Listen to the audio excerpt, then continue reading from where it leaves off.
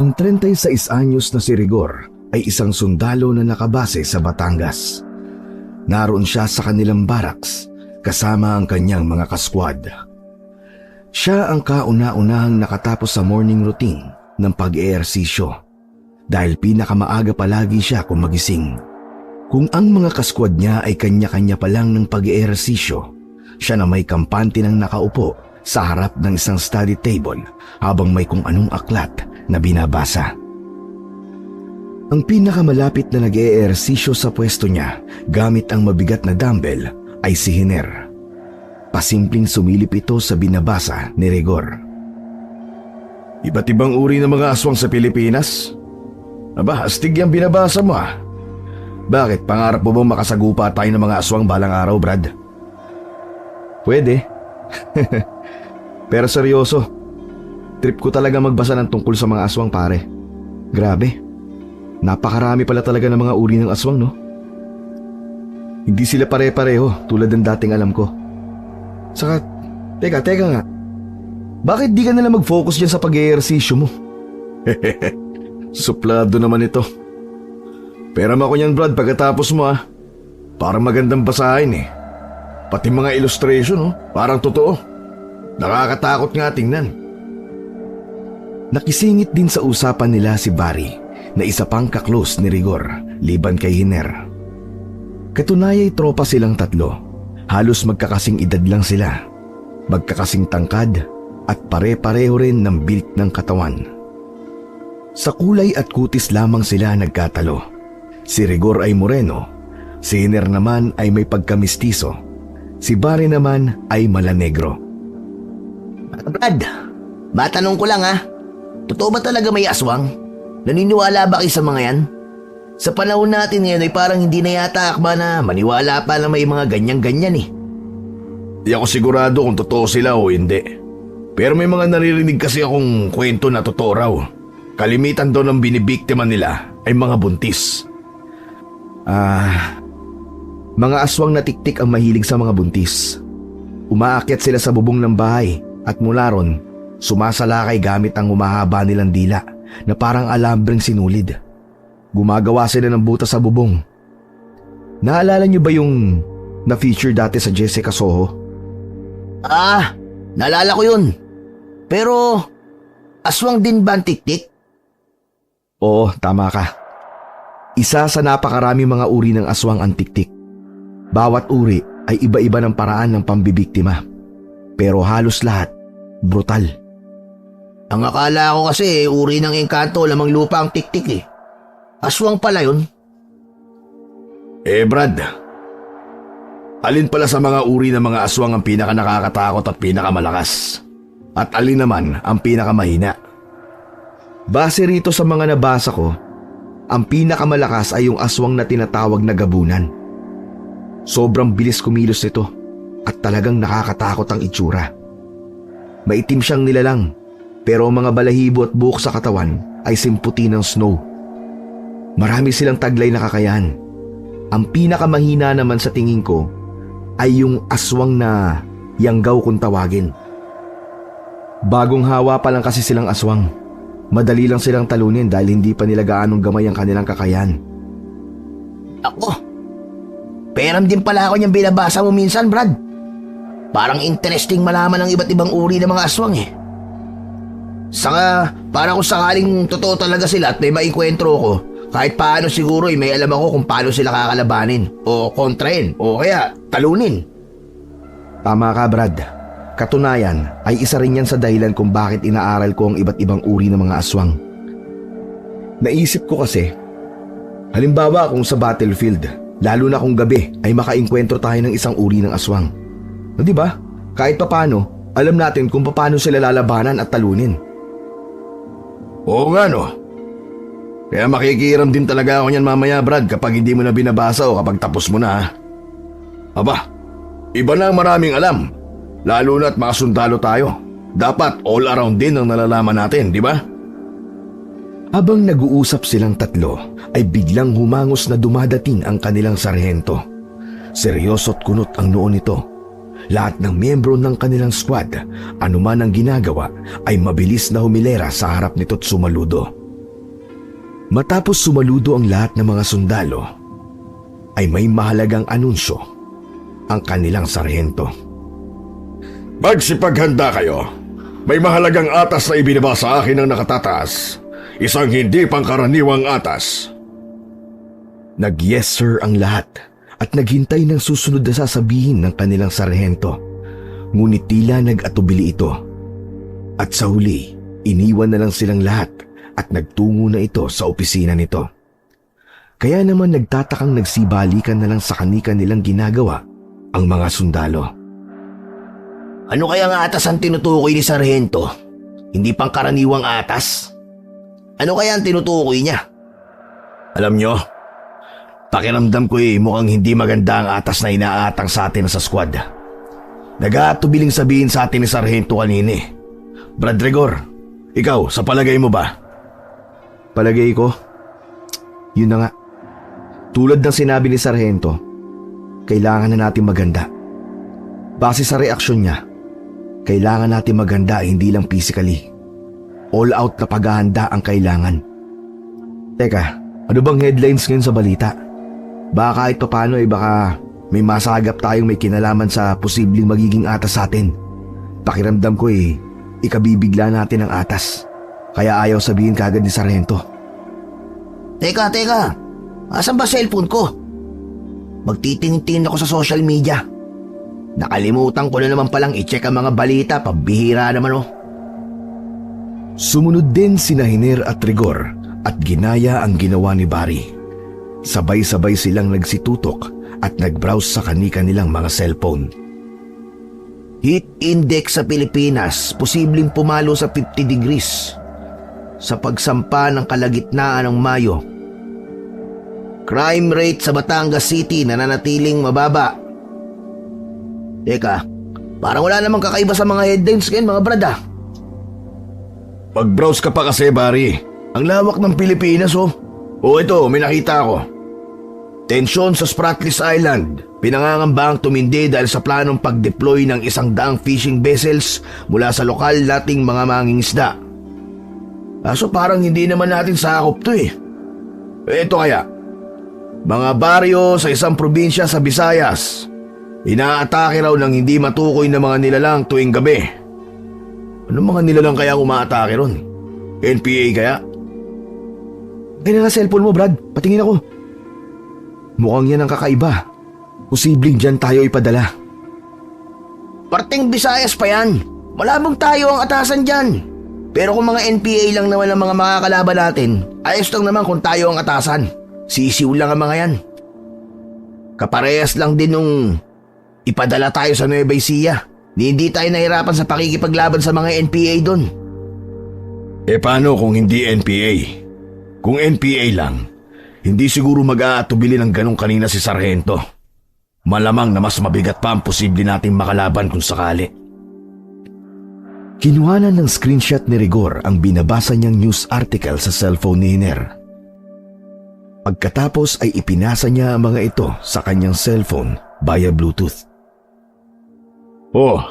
Mukhang interesante talaga yung headline na yan Talagang ni-screenshot mo pa. Ano bang meron, Rigor? Basahin niyo ng buo na kapaloob sa balita. Ilang squads na pala ang pinadala doon. Pero lahat sila ay bigong matukoy yung mga salarin dahil hindi na sila nakauwi ng buhay. Basta na lang silang nawala at hanggang ngayon, hindi pa rin sila natatagpuan. Parang napaka-misteryoso naman ang kasong yan. Ano nga kaya talaga sumasalakay sa baryong yun tuwing gabi? Mga rebelde kaya? Mga kawatan na nangunguha ng mga tao at binibenta ang kanilang lamang loob? O di kaya ay mga aswang kaya? Naipasok mo talaga bigla sa usapan ng aswang Akala ko ba hindi ka naniniwala sa mga aswang? Napag-usapan lang natin kanina Biglang naging bukang bibig mo na ngayon? Samantala, habang sila'y nag-uusap, si Rigor naman ay hindi magkandaugagang may kung anong hinahanap sa kanyang study table. Mga Brad, nasaan ang aklat na binabasa ko kanina? Inilapag ko lang kanina rito yun Kinuha niyo ba? Ha? Wala akong kinukuha Nandyan lang kanina yun O Hiner, baka kinuha mo? Nako hindi ko gagawin ng basta-bastang kumuha ng gamit ng iba nang wala man ng paalam. Brad, baka naman na-misplace mo lang. Hindi, nandito lang yun sa ibabaw ng study table ko kanina eh. Saan na kaya napunta yun? Sige, mamaya ko na nga lang hahanapin. Bigla lang kasi ako may naisip na uri ng aswang na pinagsususpetsa kung posibleng sangkot sa nangyayari doon sa Visayas. Ibig mong sabihin ikaw rin ay iniisip mong pwedeng aswang ang salarin doon? Habang nag-uusap ang tatlo, sa isang cubicle sa CR ng barracks ay nagtatago ron ang isang kaskwad ni na Roger na si Polo. Siya ang palihim na kumuha ng aklat na binabasa ni Rigor na tungkol sa iba't ibang uri ng mga aswang. May isang pahina na siyang pinunit mula rito. Ang pahinang naka-feature ang isang nakakatakot na uri ng aswang. Isa yung aswang na parang zombie.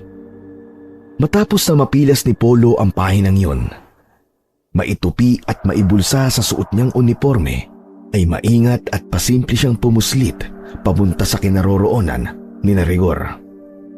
Sinikap niyang ibalik ang aklat sa ibabaw ng study table nang hindi napapansin. Sinamantala niya ang pagkakataon habang nag-uusap ang tatlo. Pagkatapos ay lihim pa siyang nakinig sa pinag-uusapan ng tatlo. Alam niyo, sa mga kasong medyo misteryoso, kahit ano ay may posibilidad na maging salarin hanggat may leads o mga datos na tumuturo sa kanila. Pwede namang alisin sa listahan kapag may bago ng datos na hindi tumuturo sa kanila. Kaya sa ngayon, isa pa rin sa posibleng umaatake sa baryo sa Visayas tuwing gabi ay ang mga aswang. Sa bagay may punto ka dyan, Brad. Pero teka lang, ano nga ba uli yung uri ng aswang na tinitingnan mo kanina sa aklat? Paglinga ni Hiner sa banda ng study table ni Rigor habang nagsasalita ay doon na napansin ang aklat na kanina lang ay nawawala. Uy! Ito naman pala ang aklat Sino naglapag dito? Agad namang napalinga sa tinutukoy ni Hiner sina Rigor at Barry. Ha? Paano biglang lilitaw ang aklat dyan? Nako, pinagtitripan pa yata tayo ng aklat na yan Teka, saang page na ba yung parang zombie na uri ng aswang? Nakalimutan ko na kung anong tawag dun Ngunit nadismaya si Rigor nang mapansin niyang nawawala ang pahinang hinahanap. Naku po, nasaan na yung page na yun? Bakit biglang nawala? Ang tanda ko'y kasunod lang yun ng aswang na gabunan Pero bakit? Teka, wala Wala talaga Bakit di ko makita? Akin na nga Brad at ako magbubuklat. Ang bilis mo kasi magbuklat Baka kaya hindi mo mahanap. Masinsin at medyo dahan-dahang binuklat ni Barry ang kanina'y hawak ni Rigor na aklat. Sa bandang malapit sa aswang na gabunan siya nagbuklat. Sa kanyang pagbubuklat ay may napansin si Hiner na parte ng pahina na pilas. Sandali, Barry. Ibalik mo nga ang pagbubuklat. Parang may nakita akong bahaging pinilas Mukhang may namilas ng isang page sa aklat na yan. At sumunod naman si Barry. Nagbuklat siya pabalik hanggang sa lumantad sa kanila ang tinutukoy ni Hiner. Oo nga May pumilas nga rito sa aklat mo, Rigor. Sino naman kaya ang pumilas nito? Sabay-sabay silang nagpalingalingang tatlo, pero wala naman silang nakitang kahina-hinala sa iba pa nilang mga kaskwad na pwedeng pumilas sa pahina ng aklat na mismong yun pa ang hinahanap ni Rigor. Lahat ng kanilang mga kasamahan ay puro abala sa kani-kanilang mga ginagawa. Si Polo naman na nagkukubli sa gilid ng divider na pader ay hindi nila napansing palihim na tumalilis palayo. Mukhang kanina pa may nakikinig sa usapan natin. Hindi lang natin napapansin. Nagka-interes din ata sa aklat ko. Ang iniisip ko lang ay bakit kaya namilas pa ng isang page. Tapos nagkataon pang yung hinahanap mong pinilas. Di ba? Nakakapagtaka. Baka naman tulad nyo naniniwala rin siyang aswang ang salarin sa nangyari ngayon sa Visayas. Baka tulad mo, Rigor, yung uri ng aswang na pinilas niya ang posibleng may kinalaman doon. Ano sa palagay mo, pare? Malamang nga, Brad. Pero sino naman kaya sa mga kasamahan natin ang namilas ng page ng aklat ko? Hindi naman ako maramot para kailanganin pa niyang mamilas ng aklat ng may aklat eh. Siyempre, narinig noon na kami rin ni Hiner ay nakikiram ng aklat mo. Hindi na siguro makapaghintay at mukhang yung page lang talaga na yon ang pakay niya. Teka. Pwede naman nating sa internet na lang hanapin yung uri ng aswang na pinilas mula sa aklat, di ba? Oo nga no. Kaso ang problema ay nakalimutan na ni Rigor kung anong tawag sa aswang na yon. Kakabanggit pa lang ni Hiner ng internet ay nag-search na kagad si Rigor sa hawak niyang cellphone. Madali na lang yan mga Brad kapag sinearch ang iba't ibang uri ng mga aswang. Matatandaan ko rin naman kapag nakita ko sa listahang lalabas dito. Teka. Aha! Eto! Nakita ko na! Ngunit nang babanggitin pa lang sana ni Rigor ang tawag sa uri ng aswang na yon, ay siya namang paglitaw muli ng kanilang sarhento. Matapos tawagin ang kanilang atensyon, ay may inanunsyo sa kanila. Yung bandang unay, hindi nito masabi-sabi. Magsipaghanda kayo. Ang inyong squad ay i-deploy sa pinakatimog na bahagi ng Iloilo bukas ng hapon. Ang trabaho nyo ay para magsilbing gwardya at protektahan ang mga baryo doon na sinasalakay ng di pa natutukoy na mga nilalang tuwing papatak ang gabi. Ang mga naunang pinadala from other units ay hindi pa bumabalik at wala pang balita sa kanila. Kasama sa atas nyo ang tukuyin kung ano ang mga nilalang na umaatake sa baryo at hanapin ang inyong mga kapwa sundalong na unang pinadala doon. May tanong lang po ako sa rento. Wala po ba talaga nababanggit ang mga residente ron kung ano ang mga nilalang na sumasalakay sa kanilang baryo? Hindi po ba nila alam kung ano yon? Sa totoo lang, isa nga rin yan sa pinagtataka ko. Tikom ang bibig ng mga residente doon. Ni ayaw nila magbigay ng kahit na konting description sa mga nilalang na umaatake sa kanila. Gusto nila ng proteksyon nating mga sundalo, pero parang ayaw naman nilang makipagkooperasyon para sa ikalilipol na mga nilalang na yon. Sarhento, may reports naman po siguro galing sa mga naunang squad na na-deploy doon. Pwede niyo po ba kaming i-brief tungkol doon? Yes, I compiled the reports recently. Ipapaprint ko mamaya and each of you will have a copy. Pag-aralan niyong maigi ang arrive at tactical and strategic plans to carry out once you're deployed. Gusto kong kayo na ang huling squad na ipapadala doon. Malaki ang tiwala ko sa inyong taglay na kakayahan. May papangako ba ninyo sa akin gagawin niyo ang lahat para matapos ang pagsalakay sa mga baryo doon? Sabay-sabay namang tumugon ang lahat ng miyembro ng squad na binubuo ng 14 na miyembro. 7 ang bumubuo sa Base of Fire Unit at 7 rin para sa Maneuver Unit. Lahat sila ay highly trained at exceptionally skilled soldiers. Very good. I will leave by now for some important meetings with the others. Hintayin niyo ang copy ng reports. Your body, Mr. Sampson, will distribute it later. Pagkaalis ng sarhento ay naisipan ng lahat ng miyembro ng squad na magpulong sa pangunguna ni Marco Rillion na siyang tumatayong parang acting sergeant nila kapag wala ang kanilang sarhento. Squad mates, kailangan natin mag-meeting mamaya makapananghali para pag-usapan ang tungkol sa posibleng misteryosong mga nilalang na umaatake sa mga baryo sa katimugang parte ng Iloilo. Gumawa kayo ng kinakailangang pagre-research at ilista ang mga posibleng misteryosong mga nilalang. I-research na rin ang tungkol sa mga lugar doon sa Iloilo. May internet naman tayo, kaya malaya tayong halugugin ang lahat ng mga makakatulong na mga impormasyon.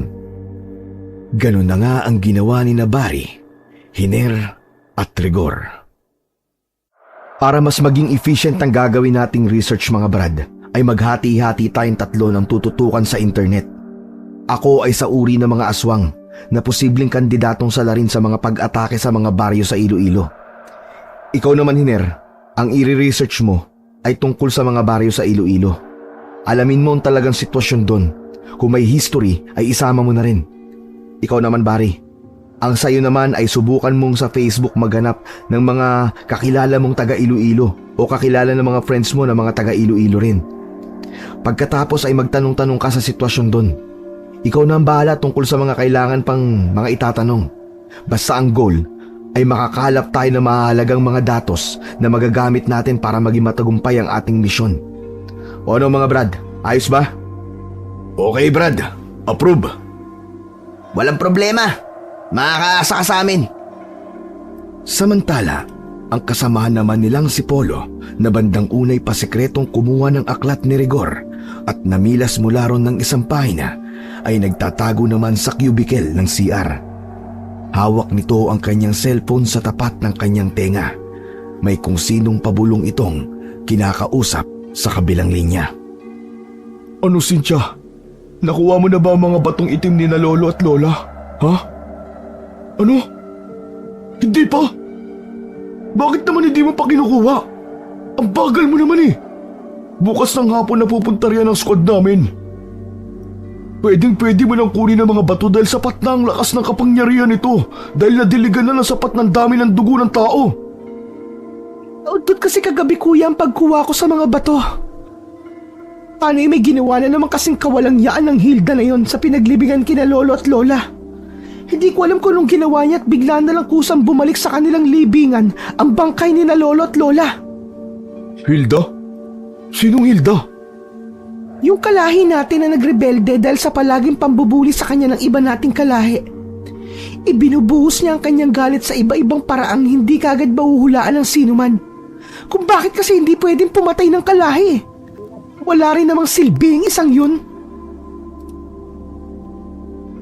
Basta. Huwag kang isangin ang problemahin mo. Ang problemahin mo ay ang makuwang itim na bato ni na lolo at lola mamayang gabi. Gawin mo ang lahat ng paraan na hindi ka maiisahan ng Hilda na yon. Tandaan mo, importanteng makuha mo mga bato. Dahil kung hindi, tuluyan na silang mawawala kapag dumating na riyan ang squad namin. Hindi basta-basta mga kasamahan ko. Mga pursigido silang manalo sa kahit anong laban o sitwasyon. Hindi sila basta-basta sumusuko. Ayaw ko masira ang pangarap ko maging katulad ni Lolo Distor. Ikaw, di ba? Gusto mo ring maging katulad ni Lola Tebang? Sige kuya, huwag kang mag-alala riyan. Mamayang gabi sinisiguro ko sa'yo makukuha ko na ang itim na mga bato.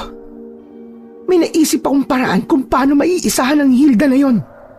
Siguraduhin mo lang ha. Dahil kung hindi malalagot ka sa akin kapag dumating na kami dyan bukas ng hapon. Siya nga pala, balaan mo rin ang mga kamag-anak natin at kababaryo natin dyan tungkol sa pagdating ng mga squad namin. Sabihin mo sa kanilang hindi basta-basta ang squad na darating. Ikaw pala kuya. Anong plano mo sa mga kasquad mo kapag nandito na sila? Baka naman pwedeng gumawa ka ng paraan para mapigilan silang pumunta rito. Mahirap sila pagplanuhan. Matitinik ang mga kasama ko. Hindi ko sila basta-basta matatalo ng ako lang. Isa pa hindi pa ako aswang. Kaya nga noon pa minamadali ko na sa iyo ang pagkuha sa itim na mga bato.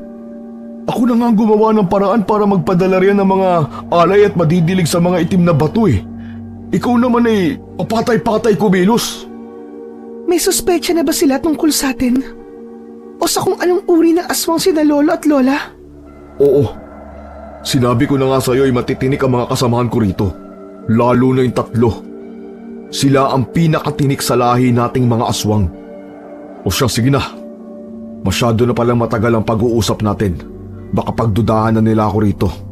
Basta yung billing ko sa iyo kailangan mamayang gabi makuha mo na mga itim na bato.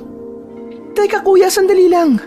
Kung makukuha ko mga batong itim mamayang gabi, paano ko may ibibigay sa iyo ang bato ni lolo na hindi ako pagsususpecha ng mga kasquad mo kapag nagpunta kayo rito? Oo nga pala no. Ganito, anong bagay ang meron malapit sa pinaglibingan kina lolo at lola na sa palagay mo ay madali ko lang matutukoy at magsisilbing palatandaan natin? Teka, wala kuya eh. Alam mo naman sa banda ng pinaglibingan sa kanila, di ba? Isang baryo ng libingan lang ng ating mga kalahi. Alam ko na kuya, kung paano ko ibibigay sa iyo ang batong itim na walang makakapansin. Ano? Basta ako nang bahala kuya. Magugulat ka na lang kapag nakita mo yon. Basta maglagay ka ng markang bilog na pula sa pangsundalo mong sombrero. Pakatandaan mo kuya, uulitin ko. maglagay ka ng kahit anong markang bilog na pula sa iyong sombrero. Yung markang hindi basta-basta mabubura. O siya, sige. Ililista ko yan. Sige. At baka hinahanap na ako ng squadmates ko. Lahat ng mga ibiniling ko huwag mo rin kalilimutan. Matapos ng palihim na tawag ay lumabas na ng cubicle si Polo. Nagulat pa siya nang mamataan niya si Barry na umiihi sa urinal malapit lamang sa cubicle na nilabasan niya. O Barry, kanina ka pa ba umiihi yan? Kumusta ang research nyo? Ayos naman. Sino pala yung kausap mo sa telepono at bakit panay pabulong ka? Parang takot na takot kang may makarinig Wala. Kapatid ko lang yun sa probinsya. May mahalaga lang akong ibinilin. Sinabihan kasi akong ibulong lang para daw hindi marinig ng mga kasama niya sa bahay at baka raw mabuking. May kapatid ka sa probinsya? Nangakala ko ba taga rito kayo sa Batangas? Yung kapatid ko kasi na yun, nakapangasawa sa ibang probinsya. Doon sila sa bandang Visayas. Sa Cebu. Oo siya. Maiwan na kita. May aasikasuhin pa pala akong iba. Tuloy, magre-research na rin ako para sa meeting natin mamaya. May pagdududang nabuo sa isip ni Barry base sa ilang narinig niya sa kausap ni Polo sa cellphone nito. Nagmamadali niyang tinapos ang pag-ihi at muling binalikan sina Rigor at Tiner na sandali niyang iniwan dahil sa tawag ng kalikasan. Mga Brad, may mahalaga akong sasabihin sa inyo. Kanina nang umiihi ako sa CR ay narinig kong may kausap si Polo sa cellphone niya. Nandun siya sa loob ng isang cubicle. Parang may narinig akong itim na bato saka aswang sa kanilang usapan. Pabulong pa nga kung makipag-usap si Polo Talaga? Batong itim? Aswang? Ano pa mga narinig mo? Parang may narinig din akong libingan ng kanilang lolo at lola. Mga yun lang ang naabutan ko pagpasok sa CR Batong itim? Aswang? Libingan? Lolo at lola? Teka, parang Parang may connection sila sa isa't isa. Ano kaya ang meron? At mga yan ang pinag-uusapan nila. Sa kanalaman ko kanina lang nang tanungin ko si Polo, may kapatid pala siyang nasa probinsya sa Visayas daw. Taga Cebu. Malapit lang sa Cebu ang Iloilo, di ba? Oo, tama ka. Dagat lang ang pagitan. Di kaya nagbabalitaan lang sila tungkol sa mga ganap sa Iloilo? Medyo nagdududa ako sa mga kinikilos ngayon ni Polo. Parang hindi normal kanina ang reaksyon niya May kakaiba sa kanya kaninang kausap ko siya. Yung reaksyon niya ay halatang reaksyon ng may sikretong itinatago.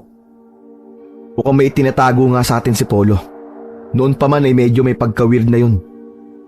Ganito ang gawin natin Pasikreto nating manmanan ang bawat galaw niya. Ang goal lang natin ay alamin kung may sikreto ba talaga siyang tinatago o sadyang weird lang talaga siya. Sige, game ako riyan, tol.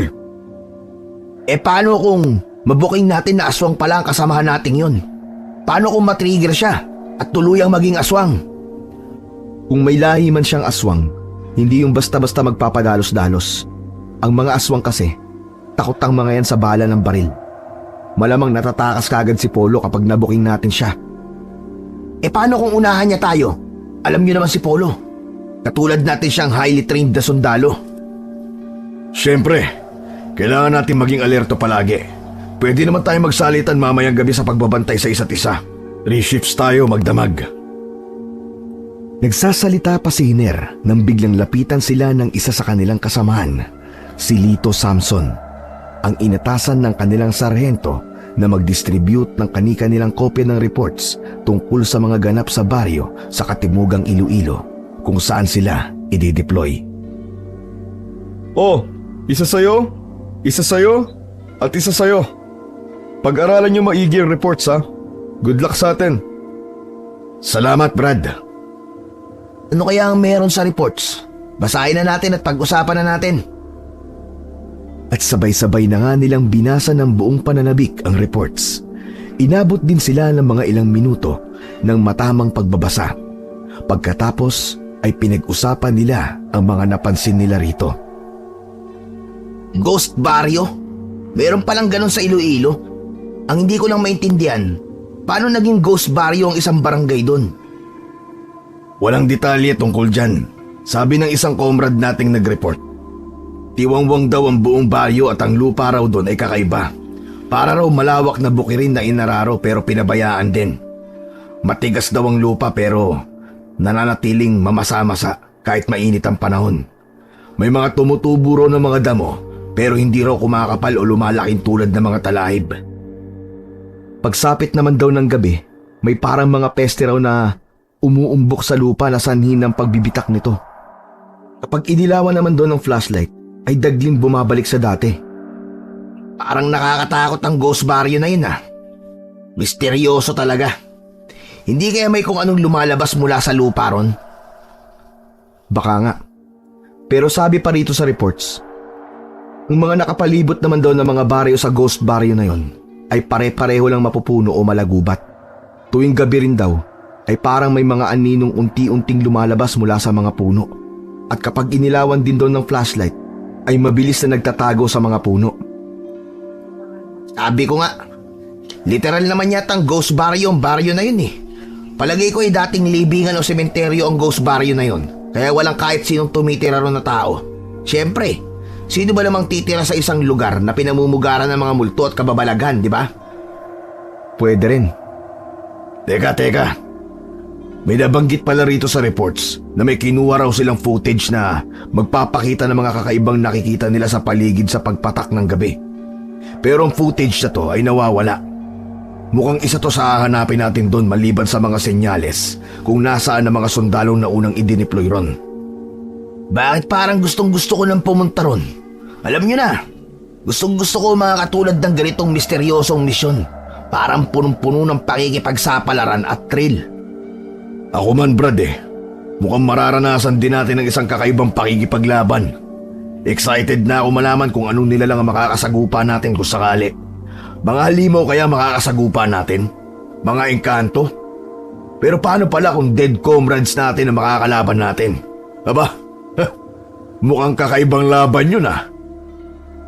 Maraming pwedeng mangyari mga Brad kapag nandun na tayo. Kaya marami tayong dapat paghandaan. Teka, anong oras na ba? Aba, magtatanghalian na pala. Tara na sa feeding quarters. May meeting pa tayo pagkapananghali natin.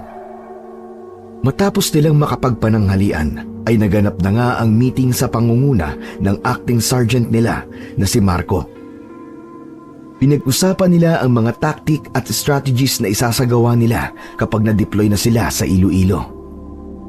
Pinag-usapan din nila ang nasa reports mula sa mga naunang na-deploy na mga sundalo pero hindi na nakabalik. Siyempre, ang mga report na yon ay natanggap via electronically. Kasama rin sa naging minute ng meeting ang tungkol sa mga posibleng misteryosong mga nilalang na sumasalakay kuno sa mga baryo roon. Nagsuggest si Rigor tungkol sa posibilidad na involve ang isang uri ng aswang sa nangyayari doon. Pero pinagtawanan lang siya ng kanyang mga kasamahan. Sa pagpapatuloy ng meeting ay may napansin si Rigor, Hiner at Barry. Teka, nasan pala si Polo? Wala pa siya rito sa meeting ah. Oo nga no, baka nasa CR na naman yun at lihim na naman nakikipag-usap sa kapatid ko no.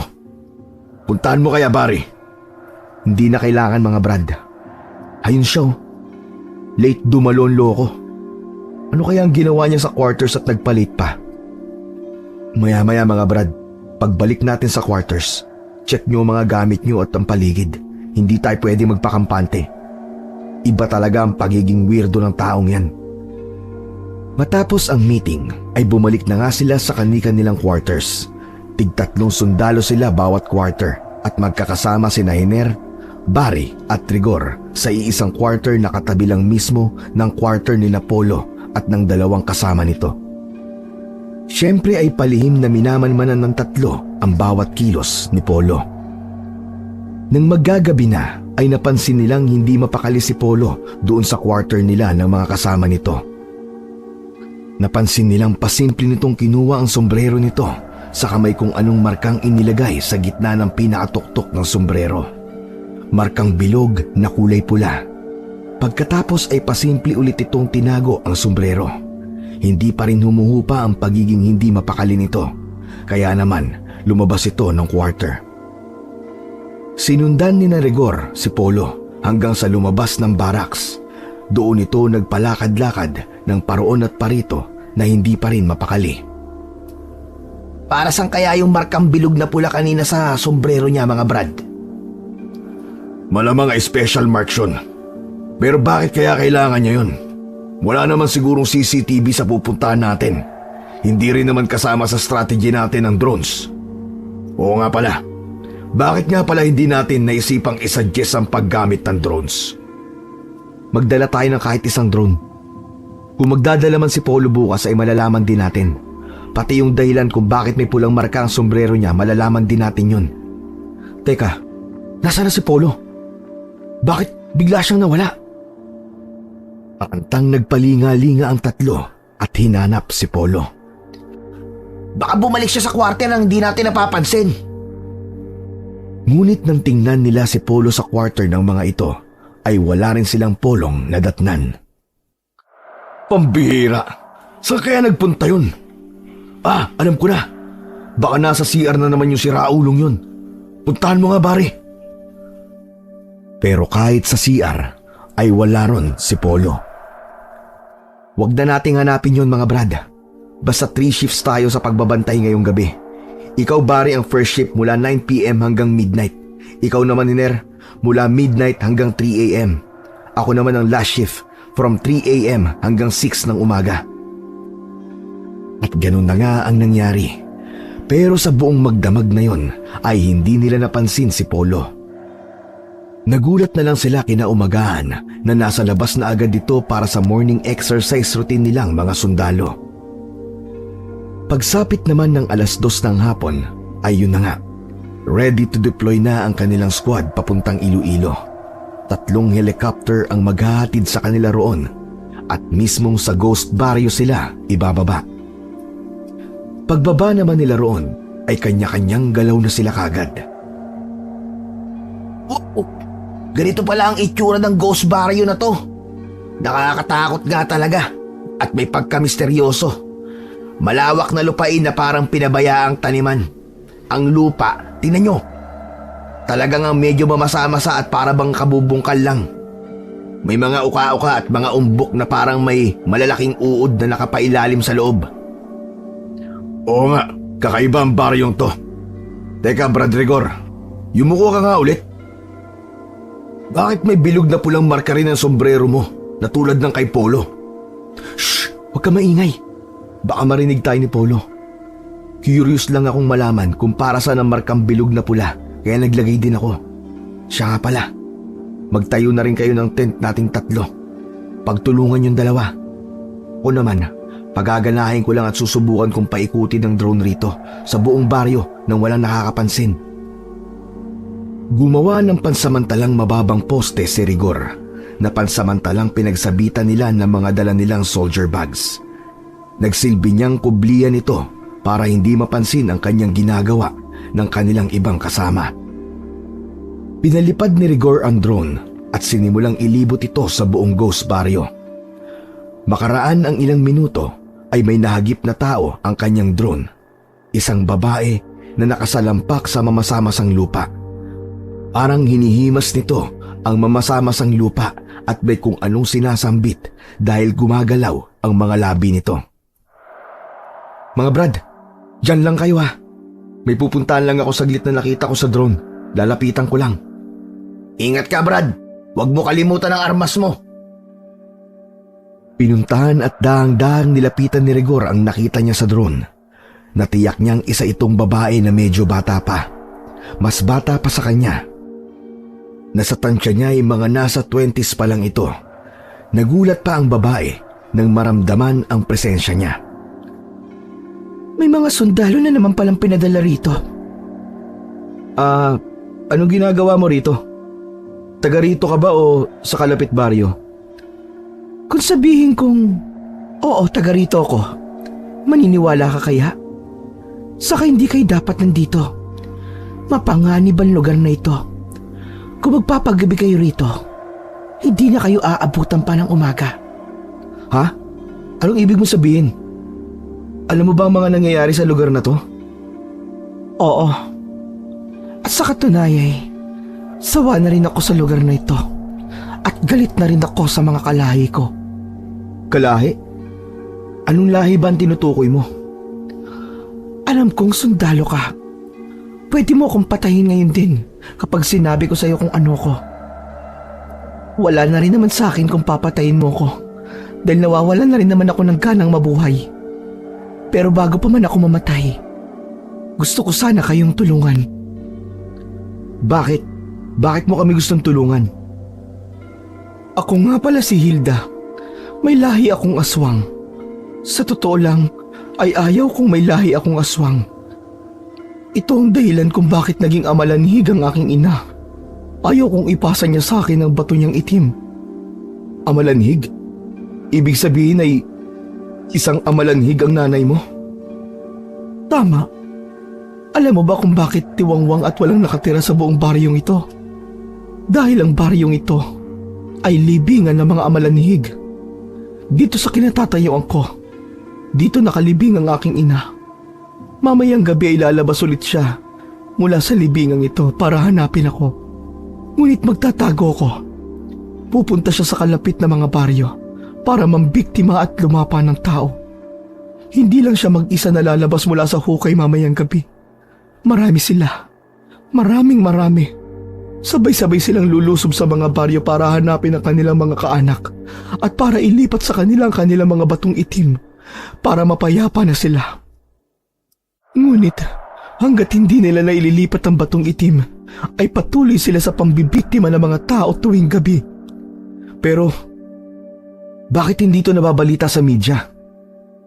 Dahil kapag nabalita, ay lalong magiging mabangis at makapangyarihan ng mga amalanhig. Ganun pala. Pero posible bang matalo namin ang mga amalanhig? Hindi niyo sila basta-basta mapapatay gamit lang ang inyong mga armas. Hindi sila tinatablan ng bala at baril o kahit granada. Isa lang ang pwede makatalo sa kanila. Ay hindi. Dalawa pala. Anong dalawang bagay ang makakatalo sa kanila? Pwede mo bang sabihin sa akin? Ipangako mo muna sa akin na gagawin niyo ang lahat para matalo niyo sila. Dahil kung hindi matatapos ang kanilang pambibiktima ng mga tao.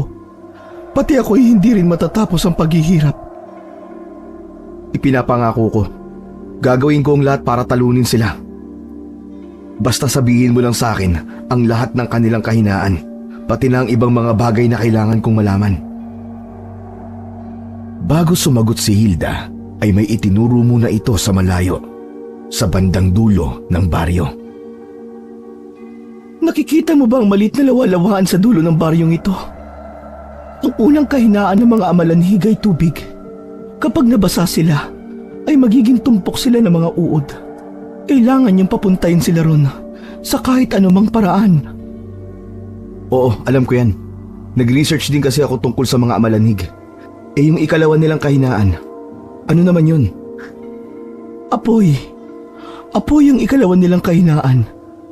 Malapit sa lawalawaan, ay nakikita mo ba ang isang parang bundok ng dayami? Malapit din doon ay nakikita mo ba ang isang maliit na parang burul-burulan? May uka sa isang silid nito na pwedeng pasukin ng isang tao. Sa pinakaloob nito ay may ilang galon ng gasolina. Ako ang pasikretong nagtipon ng mga yon. Pati na yung dayami. Matagal ko nang balak lipunin ang lahat ng mga malanhig sa baryong ito. Pero hindi ko kaya nang ako lang mag-isa. Linano ko magpulong sa mga naunang mga sundalong ipinadala rito. Ngunit inunahan ako ng takot at pangamba. Pero ngayon ay handa na ako. Mamatay man ako o hindi, magtagumpay man ang plano o hindi, handa na akong sumugal. Ngunit mas mabuti kung sisiguraduhin kong magtatagumpay ako sa aking plano. Habang sila ay nag-uusap, walang ano-ano ay may isang ibong kukok na lumipad at dumaan sa kanilang direksyon. May kung anong itim na bato itong hinulog sa tapat mismo ng pandibdib na bulsa ni Rigor. Ganun na lang ang pagtataka at pagkabigla ni Rigor. Ganon din ang naging reaksyon ni Hilda. Pamilyar sa akin ang ibong kukog na yun. Alagang ibon yun ni Cynthia. Cynthia? Sino siya? Kalahi ko rin siyang aswang na naging amalanhig naman ang lolo at lola niya. Sila ng kanyang kuya ang mga tagapagmana ng kanilang mga batong itim. Ayaw na mga matatandang yun na sa kanilang mga magulang ipasa ang mga bato. Ngunit hindi madali ang pagkuha ng mga batong itim kapag nagtagal na.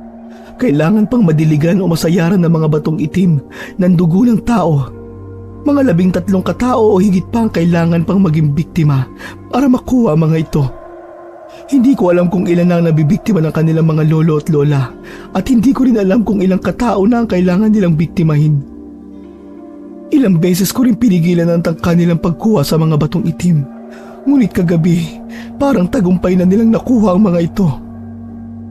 Anong pangalan ng kanyang kuya? Pwede ko bang malaman?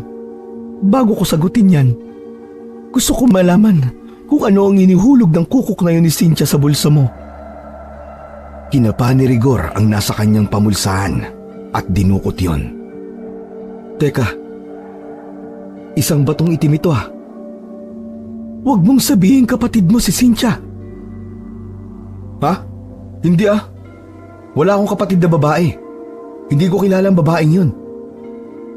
Pero bakit sa'yo hinulog ng ibong kukok ang itim na bato? Hindi magandang senyales ito. Bakit naman? Anong ibig mo sabihin? Sasagot na sana si Hilda nang bigla na lang may dumalong kay Rigor. Wala silang kamalay-malay na nakalapit na pala sa kanila si Polo, na bandang unay nakita pala ang ibong kukok ng kapatid nitong si Cynthia.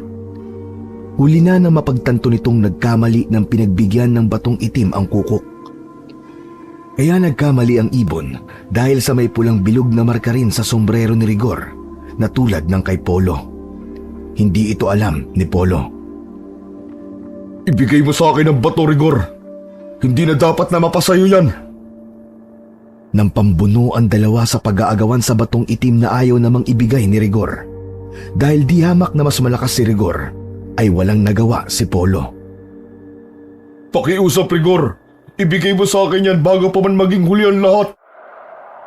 Anong ibig mo sabihin? Anong ibig mo sabihin bago mahuli ang lahat? Ibibigay ang batong itim, Rigor.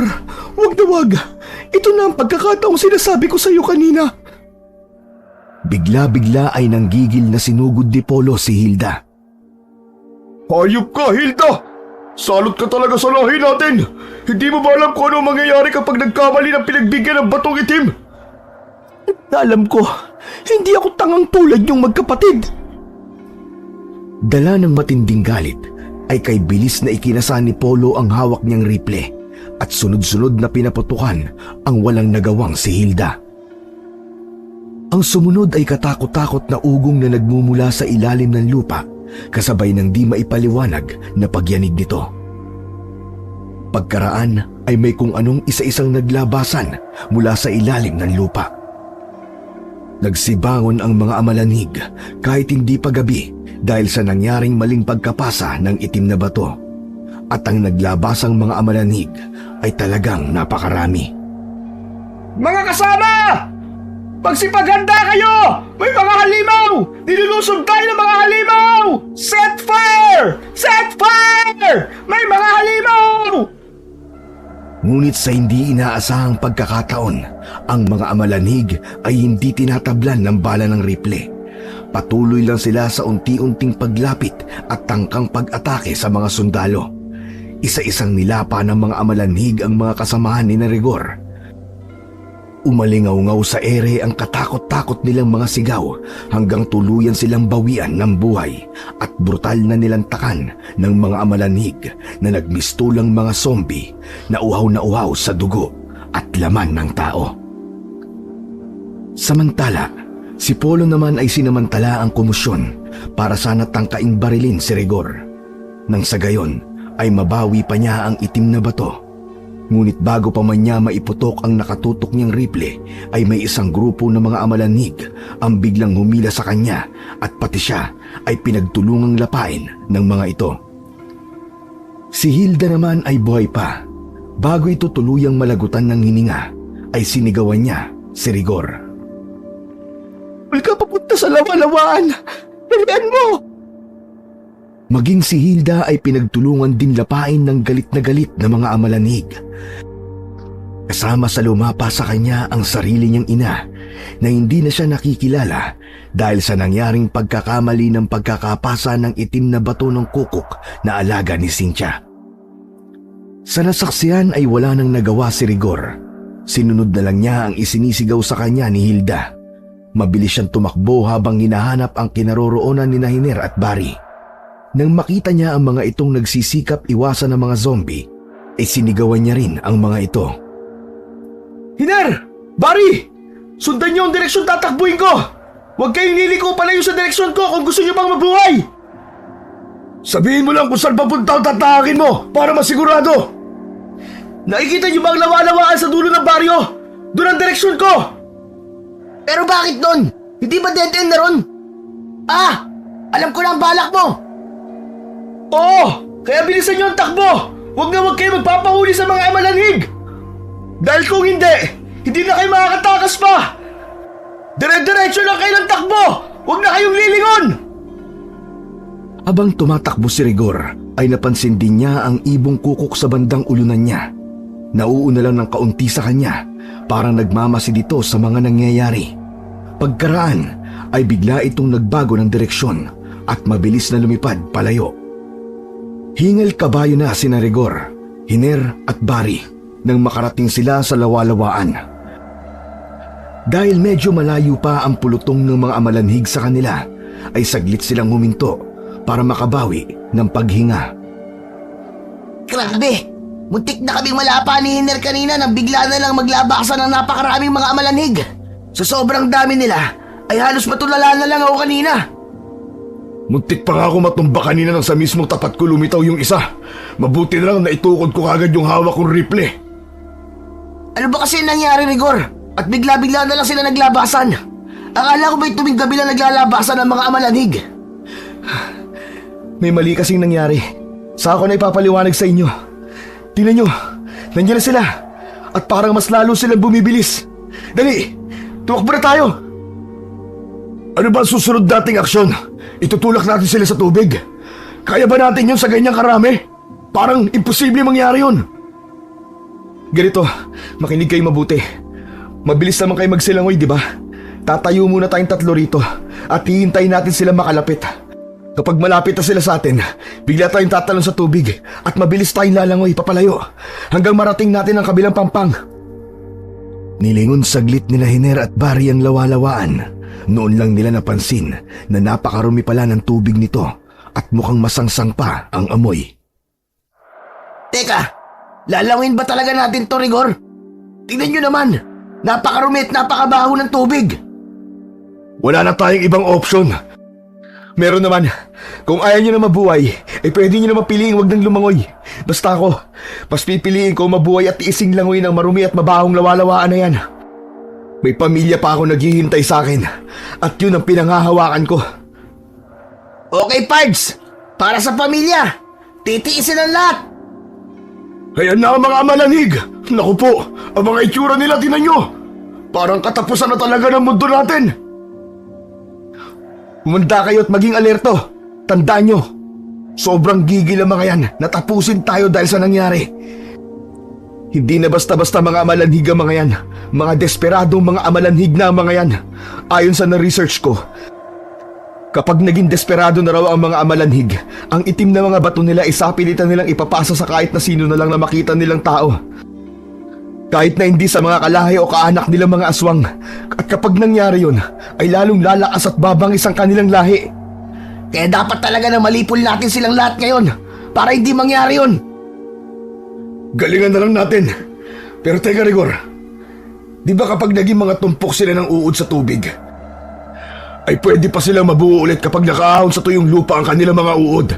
Ano ang susunod natin gagawin pagkatapos natin silang lunurin sa lawa-lawaan? Mamaya nyo malalaman sa kabilang pangpang. Basta sumunod na lang kayo sa inuutos ko. Ang importante muna ngayon ay wala muna kayong ibang iisipin kundi ang mga amalanhig na mga to. At kung paano kayo ligtas at mabilis na makakalangoy sa kabilang pangpang ng lawalawaan. Presence of mind lang muna and survival instincts. Okay. Eto na nga sila.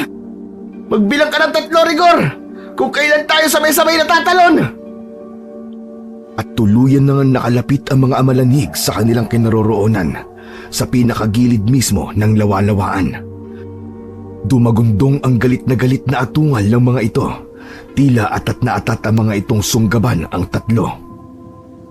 1, 2, 3, talon! Umuntikan pang hindi nakatalon si Hiner dahil sa talagang nandidiri siya sa amoy ng tubig sa lawalawaan. Mabuti na lang at sinadya ni Barry na hawakan ng isa niyang braso kaya nahila rin siya palagapak sa maruming tubig. Mabilis na sumisid pa ilalim ang 3 sa pangambang baka madaganan sila ng napakaraming amalanhig na grupo-grupong nahulog sa tubig. Tulad ng inaasahan, ang lahat ng mga amalanhig na nahulog sa tubig ay kaagad na naging mga tumpok ng nakakadiri at naglalakihang mga uod. Ang ilan ay nagtalsikan pa at naglundagan sa ere. Mabilis na kumalat ang mga ito at humalo sa napakarumi at lalo pang bumaho na tubig. Dahil dito ay lalong nataranta si Rigor at talagang nagmamadaling makarating sa kabilang pangpang. Unang nakarating sa pangpang si Hiner, sumunod si Barry at panghuli si Rigor. Grabe! Sobrang nakakadiri talaga! Parang babaligtad na sikmura ako! Nagsususuka si Hiner at nang lingunin naman ni Barry ang itsura ng puro uod na lawalawaan, maging siya ay nagsususuka na rin. Si Rigor naman, nang mapansin niyang mabilis na kumikilos sa mga uod patungo sa pangpang na kinaroroonan nila, ay naalerto siya. Alerto kayo, Hiner, Barry! Tingnan nyo! Mukhang sinusundan pa rin tayo ng mga uod ng mga amalanhig. Kapag nakasampa ang mga uod nila sa pangpang, ay magtutumpok-tumpok ulit ang mga yan hanggang sa mabuo ulit sila. Kapag nabuo sila, sipain nyo agad sila pabalik sa tubig. O kaya maghanap kayo ng kahit anong bagay na pangtaboy nyo sa makakasampang mga uod pabalik sa tubig. Yun lang ang gagawin natin. Aba, mapapagod tayo kung yun lang ang gagawin natin. Huwag kayong mag-alala. Basta yan muna ang gawin nyo. Ako naman ay pupunta sa munting burol na yon. May mga galon ng gasolina raw doon, ayon sa sinabi sa akin ni Hilda kanina. Hilda? Sinong Hilda? Kayong babaeng aswang na nakita ko sa drone kanina. Nakausap ko siya. Basta, saan ako na ikukwento ang lahat? Kailangan ko nang kunin ang mga galon at sunugin natin ang lawalawaan. Wala na tayong dapat taksayin pang panahon. Naku, may tumpok na mga uod na nabubuo sa pangpang, Hiner. Alerto na! Rigor, sige na! Ikaw nang bahala sa mga galon! Bilisan mo at kami nang bahala sa mga to! Patakbong pinuntahan ni Rigor ang mababang burol na pinagtaguan ni Hilda ng mga galon ng gasolina. Nahirapan pa siyang hanapin ang sikretong pasukan nito. Ngunit nang papasukin na niya ang lagusan, ay nabigla siya ng may kung anong nilalang na hinila siya palabas gamit ang matatalas itong mga kuko. Pagharap ni Rigor ay isang babaeng aswang pala ang nilalang na yon. Galit na galit ang nakakatakot na anyo nito. Nagbabaga ang pulang-pula at ugatang mga mata. Naglalangit-ngitan at naglalakihan ang matatalas itong mga pangil. Ang itim na mahabang dila nito'y labas-masok sa naglalaway nitong bibig na tila mo'y dila ng isang ahas. Magbabayad ka sa ginawa mo kay Kuya Polo! Akala mo ba'y magtatagumpay ka sa mga binabayad mo? Hindi! Hindi ka magtatagumpay! Habang nagsasalita ang aswang, ay alerto at pasimpleng kinapa ni Rigor ang nakatago niyang jungle knife na gawa sa silver. Pinaghandaan niya talaga yon para sa posibleng close combat sa mga aswang kung sakaling mangyari ang katulad na nangyayari sa kanya ngayon. Iaangat na sana ng aswang na si Cynthia si Rigor sa ere para doon siya lapain. Pero hindi pa man, ay mabilis nang inundayan ni Rigor ng saksak si Cynthia. Ngunit mabilis ding nakatunog si Cynthia. Kaya naiiwas nito ang dibdib sa mga ulos ni Rigor. Sa puntong ito'y tumulong na rin ang kasama pala ni Cynthia na alaga nitong ibong kukok. Sumugod din ito kay Rigor at ang kanyang mga mata ang pinuntirya nito. Kahit todo pikit para hindi tuluyang matuka ang kanyang mga mata, ay patuloy sa mabilis na pag-ulos at pagwasiwas ng hawak niyang jungle knife si Rigor. Tinalasan na lang niya ang kanyang pandama para masiguro niyang matatamaan pa rin niya ang aswang kasama na ang alaga nitong ibon. Nagtamo rin ng matinding kalmot si Rigor sa kanyang muka at katawan mula sa matatalas na mga kuko ni Cynthia. Ngunit habang tumatagal ay parang unti-unting bumabagal ang pag-atake niya kay Rigor. Kaya pala ito bumagal ay dahil nanghina ito dahil sa mga sugat itong dulot ng jungle knife na gawa sa silver na siyang kahinaan ng mga aswang. Pagdilat ni Rigor ng kanyang mga mata ay pareho ng nakahandusay sa lupa ang aswang na si Cynthia at alaga nitong ibong kukok. Wala nang inaksaya pang oras si Rigor, lalo na nang makita niyang nahihirapan na sina Hiner at Barry sa may pangpang ng lawalawaan. Pansin niyang napapagod na ang mga ito. Rigor! Rigor! Napapagod na kami! Bakit ang tagal mo? Nasaan ka na ba? Ang tagal mo naman! Baka hindi na namin ito makayanan! Winakasan na nga ni Rigor ang buhay ni Cynthia at ng kukok sa pamamagitan ng pagsaksak sa mga ito sa kanilang dibdib ng hawak niyang silver na jungle knife. Ang sunod niyang ginawa ay ang apurahang kuhain ang mga galon ng gasolina. Inilabas niya to mula sa sikretong lagusan ng munting burol. Dali-dali niyang isa-isang itinakbo mga ito sa kinaroroonan ni Hiner at Barry. Heto na mga gasolina! Buksan nyo! Magmadali kayo! Ibuhos yung pakalat sa buong lawalawaan! Umpisahan nyo sa mga gilid dito para hindi na makasampa sa pangpang ang mga uod ng mga amalanhig! Mabilis namang sumunod sina Hiner at Barry, pero dahil halatang pagod na sila'y tumulong na rin si Rigor. Saka na lang niya hahakutin ang mga dayami sa isang banda malapit sa lawalawaan. Inabot sila ng pasimula ng takip silim bago nila naibuhos lahat ng laman ng mga galon ng gasolina sa lawalawaan. Papadilim na, Rigor! Kailangan na natin silaban ang lawa! Pero teka pa pala! Paano pala natin sisilaban ang lawa? May dala ba tayong lighter? Oo nga pala! Teka, baka may dala ko rito! Kinapa ni Hiner ang kanyang pamulsahan sa suot niyang uniforme. Buti na lamang at meron siyang dalang lighter. Eto, meron ako! Buti may naisinid pala akong lighter sa bulsa ko. Di ko alam kung sisindi pa to. Lumangoy kasi tayo sa tubig kaya malamang nababad to sa tubig. Akin na Brad, subukan natin. Baka sakaling sumindi pa. Hindi pwedeng hindi natin masilaban ng mga amalanhig. Walang ano-ano, habang nag-uusap pa sila, nakarinig sila ng kakaibang mga ungol sa paligid. Mga ungol na kapares ng mga amalanhig. Alerto silang nagpalinga-linga para tukuyin kung ano ang mga nasa paligid. Teka, naririnig niyo ba yun? Parang may mga amalanhig pa yata. Tignan nyo! Mula sa puno sa malayo! May kung ano naglalabasan! Tinanaw nila kung ano ang mga nilalang na naglalabasan mula sa mga puno. Napamura pa si Rigor nang mapagtanto kung ano ang mga ito. Anak nang, may mga amalanhig pa palang natira at mula sa puno naman sila nagtago. Ilaman lamang yun nasa reports na parang mga aninong nagtatago sa mga puno. Ngayong papadilim lang sila lumalabas. Kailangan din natin sila maakay papunta sa lawalawaan bago natin tutuluyang silaban. Paano natin gagawin yun? Lalawin ba ulit tayo sa tubig na nabuhusan na natin ng gasolina? At ang atungal ng mga amalanhig ay lalong lumalakas. Senyales na mabilis silang nakakalapit sa kinaroroonan nilang tatlo. Ayan na sila! Tayo talaga ang puntirya nila. Kaya wala tayong choice kundi ang ipahin ng mga sarili natin at lumangoy ulit sa lawalawaan. Paano ang lighter natin? Baka lalong hindi sumindi kapag nababad ulit sa tubig.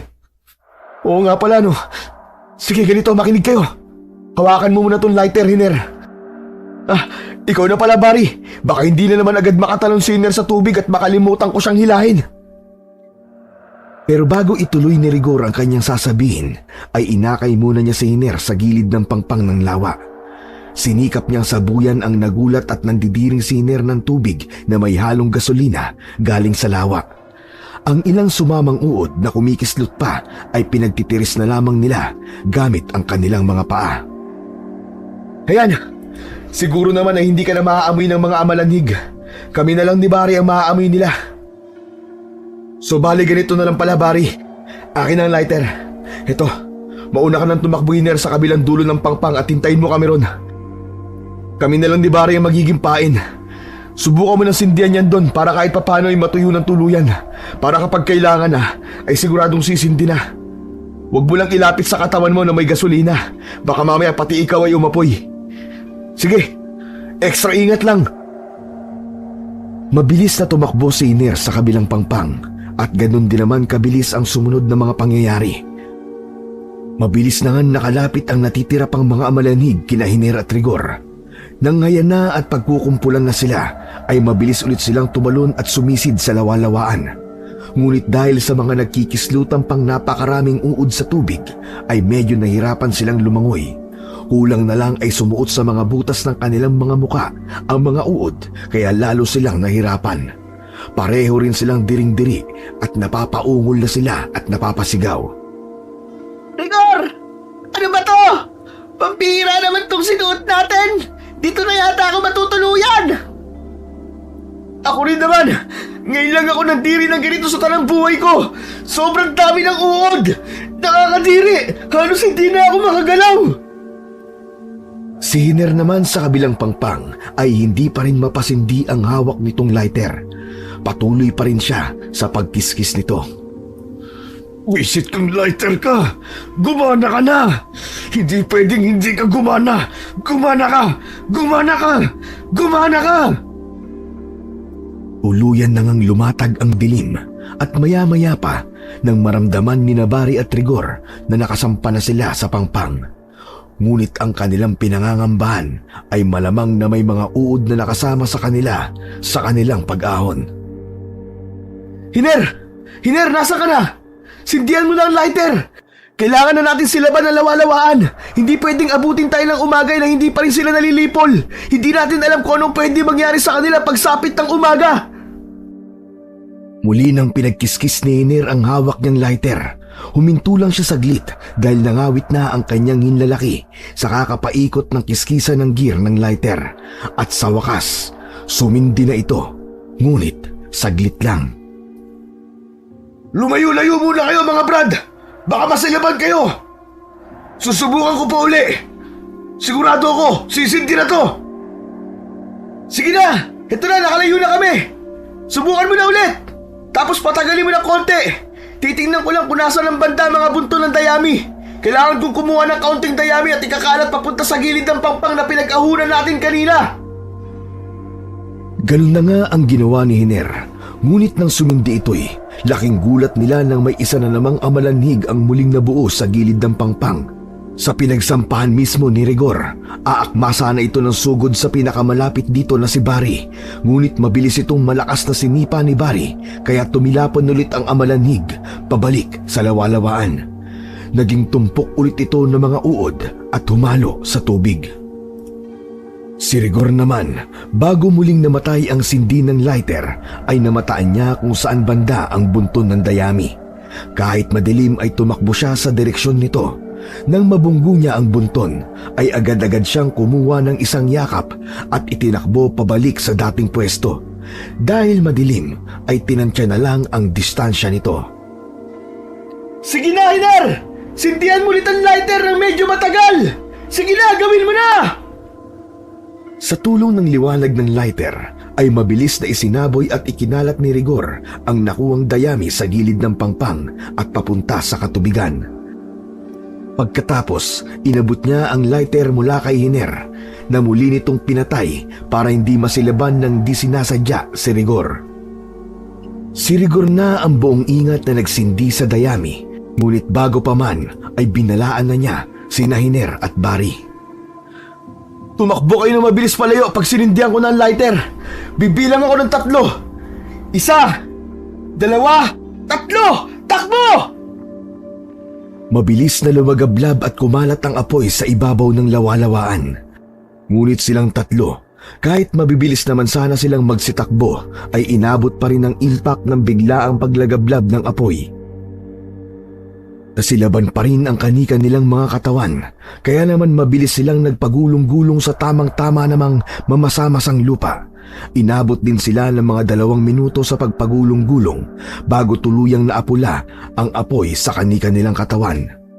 Sobra ang pagod nila pagkatapos, bunga nito'y tuluyan silang iginupo ng kanilang mga katawan at tinalo ng antok. Kinabukasan, huling nagising si Rigor.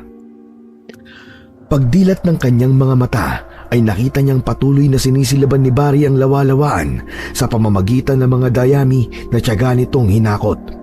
Si Hiner naman ay may hawak-hawak na cellphone at kasalukuyang kinokontak ang kanilang sarhento. Tagumpay po ang misyon natin, Sargento. Yes, sir. Eliminated na po ang mga nilalang na sumasalakay sa mga baryo. Yes, sir. Pero saka na po namin sasabihin sa inyo kung anong klaseng nilalang po ang sumalakay. We also found the footage, a solid proof kung sakaling hindi kayo maniwala. Yes, sir. There are 3 survivors. Ako, si Barry, at si Rigor, sir. Tinawag ni Rigor ang pinsan ni Hiner at sinenyasan itong magpadala ng helicopter para sunduin sila. Anyway, sir. Kailangan niyo po kaming sunduin dito. Magdala rin ho kayo ng paramedics to treat our burns. And also, my comrades are energyless. Wala pa ho kaming kain mula kagabi, Sargento. Okay. All your wish will be granted handsomely. Enjoy your VIP breakfast later. Sa kanilang pagbabalik sa barracks, sinabi nila sa kanilang sarhento kung anong uri ng nilalang ang sumalakay sa baryo at pumapatay ng mga tao. Agad naman itong sinabi sa mga nakatataas pang opisyal, ngunit minabuti nilang itago sa media ang nangyari para hindi na magdulot pa ng kaguluhan at takot sa mga mamamayan. Sila naman ay pinayagan munang magpahinga at makauwi sa kanika nilang mga pamilya. Ngunit kahit kailan ay hindi nila malilimutan na minsan silang nakipaglaban sa mga nilalang na hindi bala ang sandata, kundi pananampalataya. Ang 36 anyos na si Rigor ay isang sundalo